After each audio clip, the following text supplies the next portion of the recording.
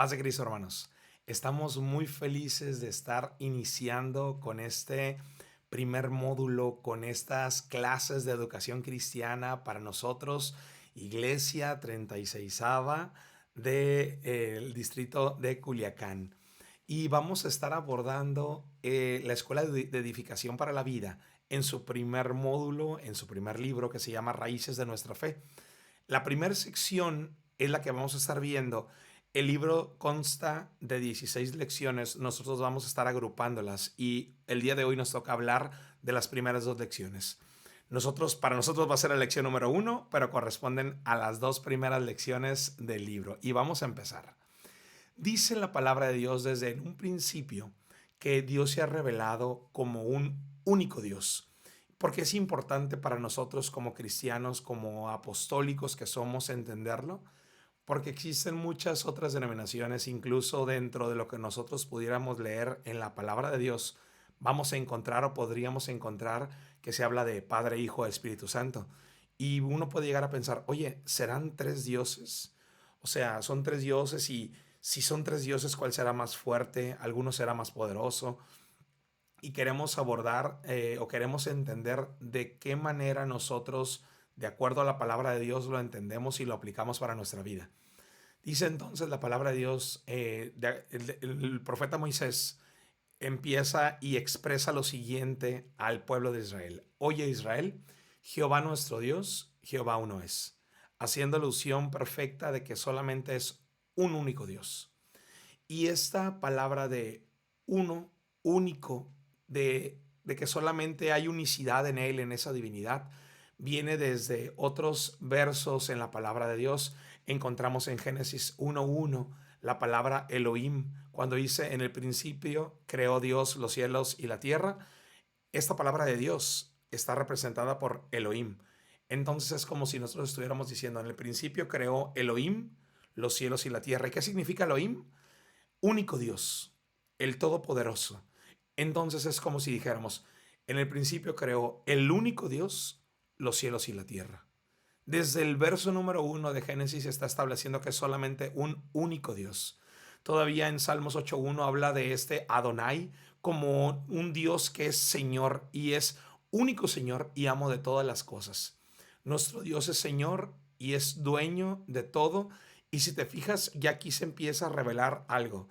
Eso de único, Señor, hablan de adjetivos calificativos dados a la deidad de Dios, no de diferentes personas.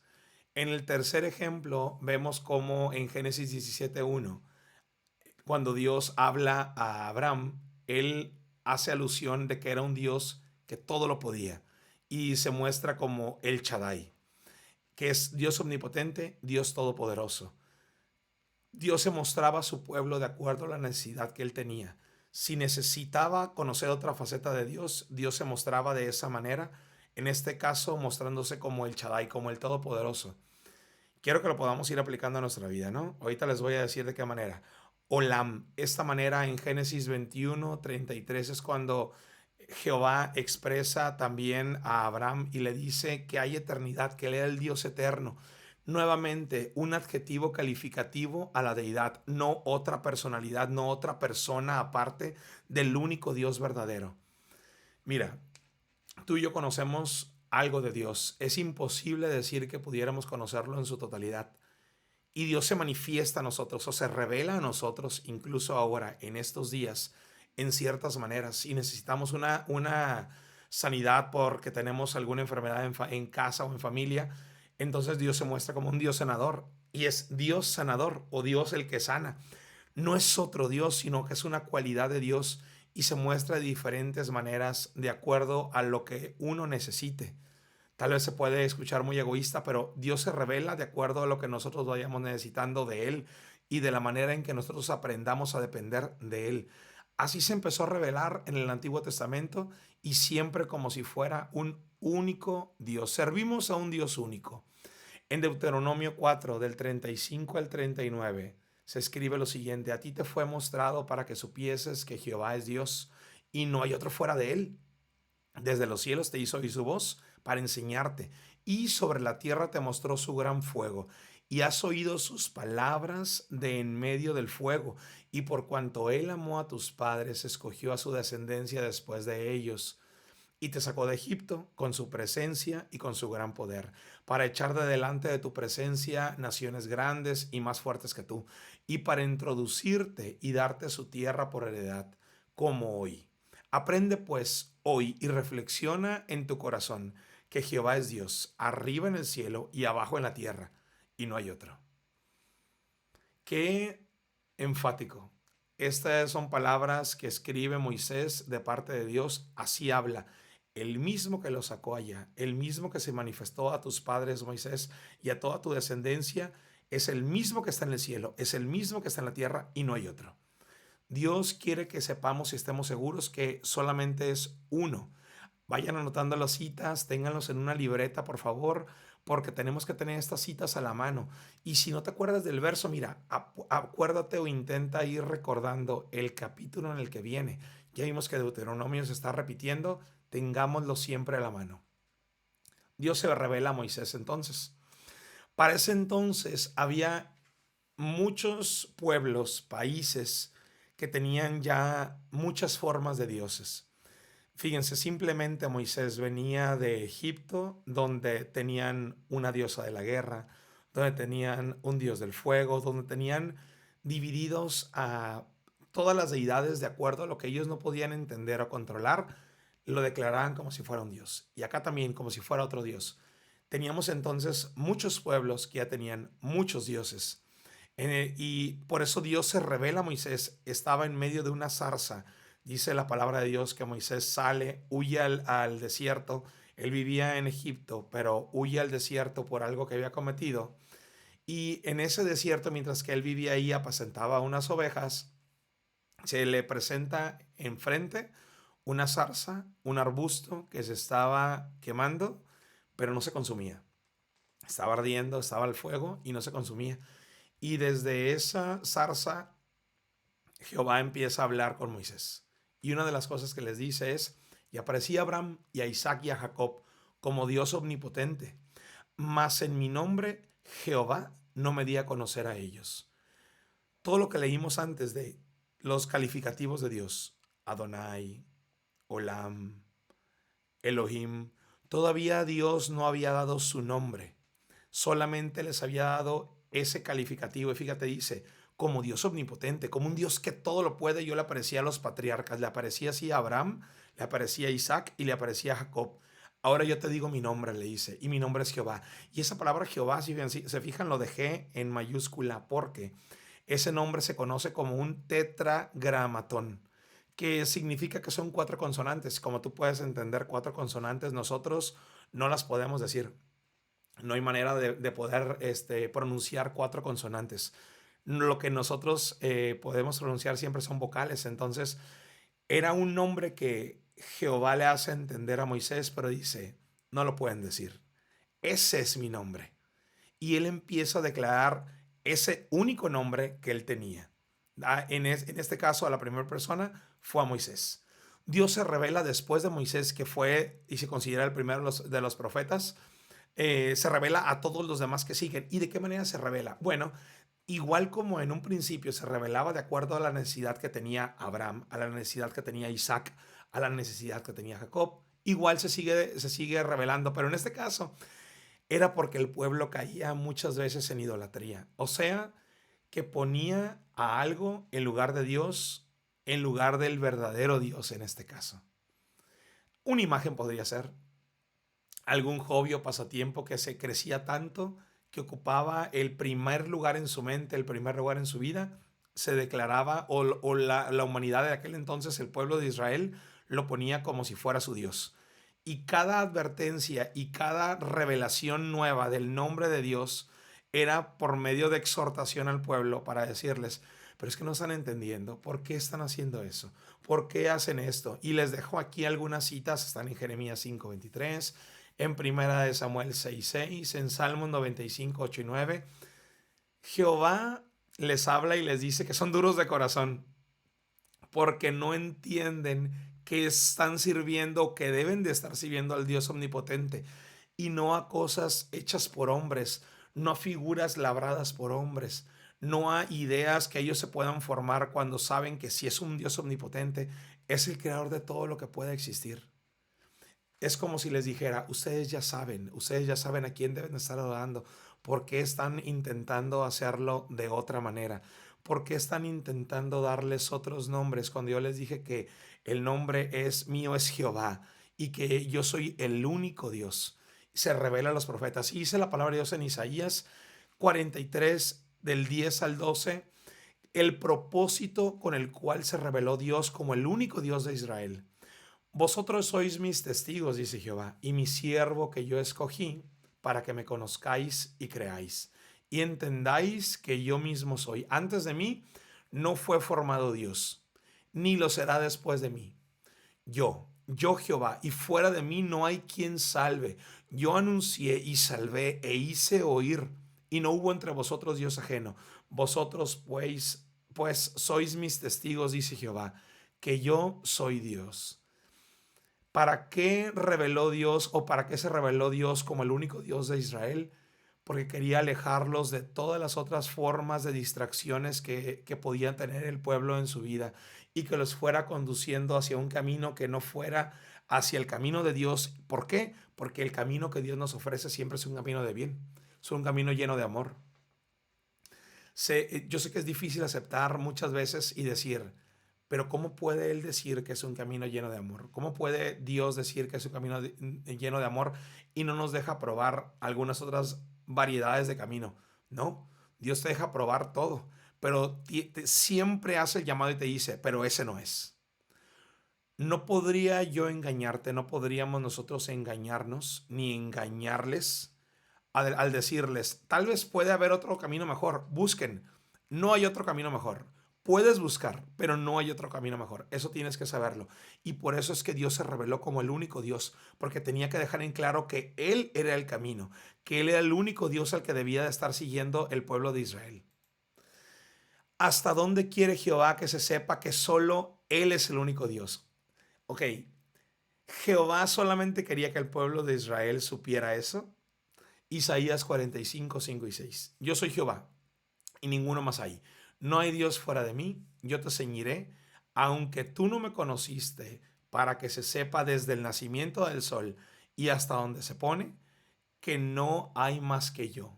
Yo Jehová y ninguno más que yo. Dios no solamente reveló su nombre para que el pueblo de Israel lo siguiera y viviera una vida de felicidad. Dios reveló su nombre para que ese mismo nombre, para que se sepa que solamente hay un único Dios, pero que no solamente el pueblo de Israel lo sepa, sino que todos lo sepan. Vamos a trasladarlo. Entonces Dios reveló su nombre a los profetas para que nuestros vecinos sepan que Jehová es Dios. Para que nuestros compañeros de trabajo, nuestros amigos, nuestros familiares que no conocen a Dios, sepan que Jehová es Dios. Para eso reveló su nombre. No para que no solamente mi vida sea mejor, para que el pueblo de Dios, los que ya somos salvos, los que de alguna manera ya hemos entregado nuestra vida y nos esforzamos día a día en seguir su voluntad, seamos salvos. No, es para que todo el mundo, fíjate, desde el nacimiento del sol hasta donde se pone. Desde entonces, que se sepa que no hay más que yo y ninguno más que yo. Para eso, y todas esas personas o toda esa cantidad de personas es lo que Dios quiere en su voluntad, que sea revelado su nombre único y que Él es el Dios único. Dios se revela en el Nuevo Testamento después de los profetas, termina la profecía y viene Jesucristo y nace. Y cuando se revela en el Nuevo Testamento es una reafirmación de esa unicidad que venimos hablando en esta lección. En Marcos 12, 29, Jesucristo reafirma completamente. Dice, Jesús le respondió, el primer mandamiento de todos es, oye Israel, el Señor nuestro Dios, el Señor uno es. Diciendo otra vez, miren, yo aquí estoy. Él estaba humanado, Jesucristo, y dice, pero no te confundas. No es que haya dos dioses. No es que yo sea Dios y el que está arriba no sea Dios. Y no te confundas. Es un solo Dios. Él estando en forma humana vuelve a declarar y dice, no solamente así, sino diciendo, esto es lo más importante. Fíjate, el primer mandamiento de todos es, oye Israel, el Señor nuestro Dios, el Señor no es. Pablo, en una de sus cartas a Timoteo, lo vuelve a reafirmar y le dice, porque hay un solo Dios y un solo mediador entre Dios y los hombres, Jesucristo hombre. Un solo Dios. Cuando Pablo escribe esta carta, él ya sabía que Jesucristo había venido, Jesucristo había dado su vida por nosotros, había resucitado y había ascendido a los cielos. Y aún así, Pablo pudo haber dicho, estaba el Padre en el cielo, está Jesucristo, vino a habitar con nosotros, el Espíritu Santo cayó, somos testigos todos, yo tengo el Espíritu Santo también. Pablo pudo haber pensado decir, son tres. Y no, él dice, hay un solo Dios. Si en aquel entonces no existió duda de que era solamente un único Dios, no debe de existir duda para nosotros.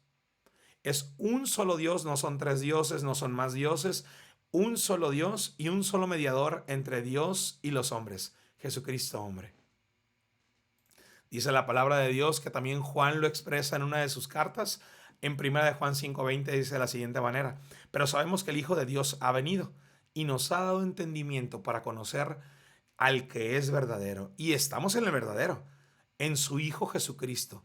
Este es el verdadero Dios y la vida eterna. Otra vez declarando, Jesucristo es Dios, es el mismo. Vino, se humanó, pero sigue siendo Dios. Y vemos entonces que la revelación de la unicidad de Dios se viene dando desde el Antiguo Testamento y también en el Nuevo Testamento. Dios se hizo carne y de eso no hay duda alguna. En 1 de Timoteo 3:16, que miran, este verso yo te animo que te lo puedas aprender de memoria, mínimamente la cita. Ya ves que siempre tenemos muy a la mano Juan 3:16, porque de tal manera amó Dios al mundo que vino y que dio a su Hijo unigénito. Y no sabemos esa cita muy bien. Así también te invito a que podamos aprendernos 1 de Timoteo. Mira, 3:16, es exactamente 3:16, el mismo capítulo, el mismo versículo, diferente libro. Pero es más fácil aprendértelo. ¿Por qué? Porque aquí habla algo maravilloso acerca del amor de Dios. Y tan misterioso, fíjate, dice, e indiscutiblemente grande es el misterio de la piedad o del amor de Dios. Dios fue manifestado en carne, vino y nació, justificado en el Espíritu, visto de los ángeles, predicado a los gentiles, creído en el mundo y recibido arriba en gloria. ¿Creemos y sabemos que Dios se hizo carne? Sí. ¿Que se dividió Dios y un Dios quedó arriba y otro Dios quedó abajo? No. El mismo Dios se hizo carne. Eso es lo que nosotros creemos y aquí está en su palabra. Dios fue manifestado en carne. Y dice entonces la profecía sobre el niño Mesías que nacería. En Isaías 9:6 nos habla y dice, porque un niño nos es nacido, hijo nos es dado, y el principado sobre su hombro, y se llamará su nombre admirable, consejero, Dios fuerte, Padre eterno, príncipe de paz. Mira que aquí encontramos dos frases que afirman la manifestación misma de Dios, que son y el principado sobre su hombro, y la otra, y se llamará su nombre. Estas hablan de exactamente de cómo es que Dios se manifiesta en carne por medio de Jesucristo. Y fíjate cómo es que son 5 adjetivos los que se le dan. Dice, admirable, consejero, Dios fuerte, Padre eterno, príncipe de paz. En los antiguos ritos o ceremonias de entronación se daban siempre 5 atributos al rey que iba entrando. Porque en aquel entonces, cuando una persona lo coronaban como rey, ese rey lo veían como si fuera una deidad.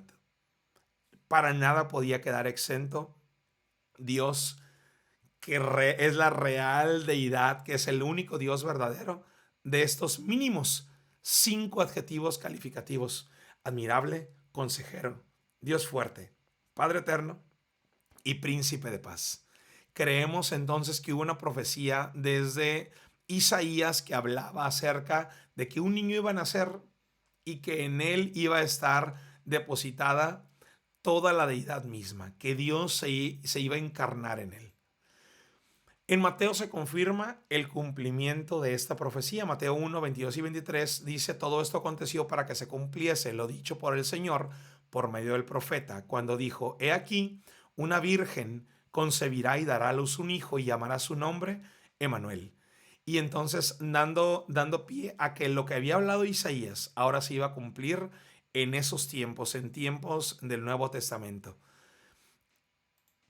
Jesucristo, tenemos que entender que en su persona fue plenamente Dios y plenamente hombre. Jesús, cuando podemos nosotros decir, es que Dios se hizo carne, entonces yo creo que pues no murió, pues no le dolía nada de lo que le pasara, pues nunca tuvo ninguna necesidad como nosotros humanos porque Él era Dios. Jesucristo fue totalmente humano y fue totalmente Dios mientras que habitó en la tierra. Las dos cosas fue. Pablo habla de esa plenitud de la divinidad de Dios.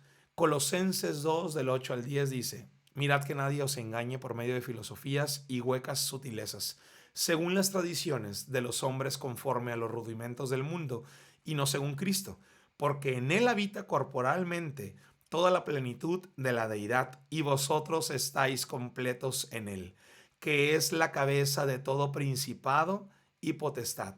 Dice, en Jesús habita toda la plenitud de la deidad, completamente Dios.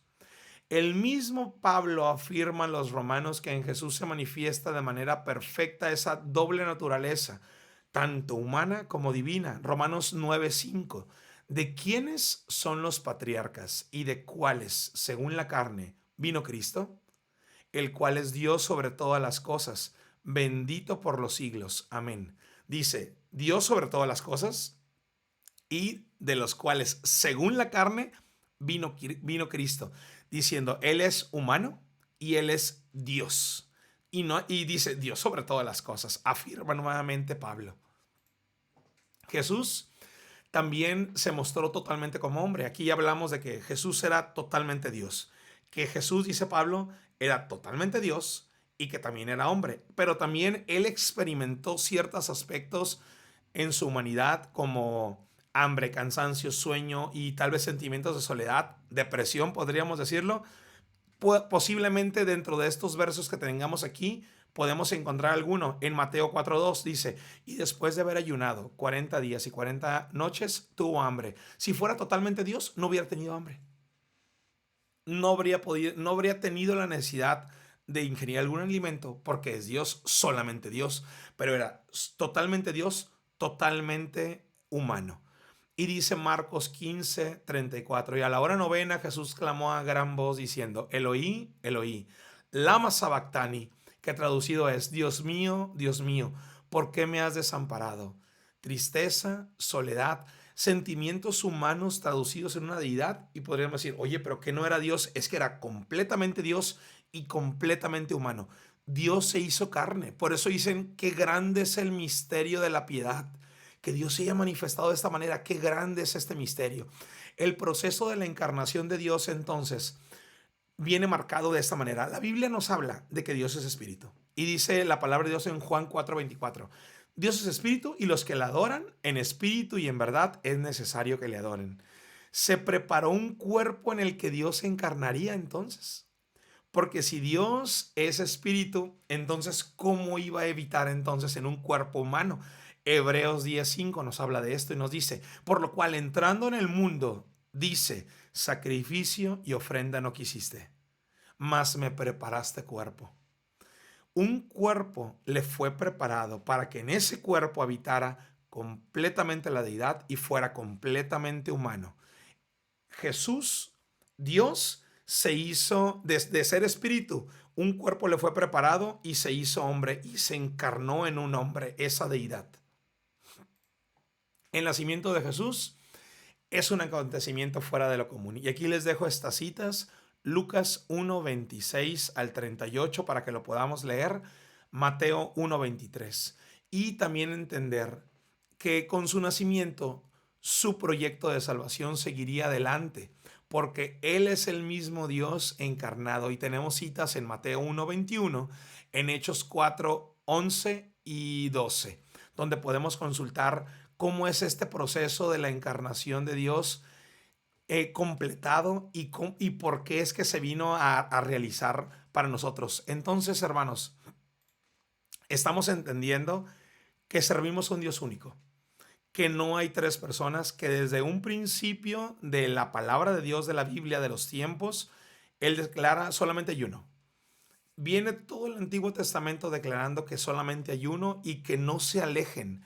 Y que no se alejen no nada más como un mero capricho de Él, sino sabiendo de que la persona que se aleja de la cobertura y de la voluntad de Dios es la persona que empieza a sufrir. Y en su amor y su bondad revela su nombre, único nombre, y revela su esencia como único Dios, para que los que le sigan puedan encontrar plenitud de gozo. Ese mismo nombre, ese mismo Dios viene y se encarna completamente en Jesús, en el cual habita completamente la deidad y es completamente humano. Eh, Libre o muy expuesto a sufrir cualquier dolor, cualquier necesidad, cualquier desesperanza que podríamos nosotros tener, Él también la sufrió. Todos los dolores Él los sufrió como tú y yo los hubiéramos sufrido, pero en Él habitaba completamente la deidad.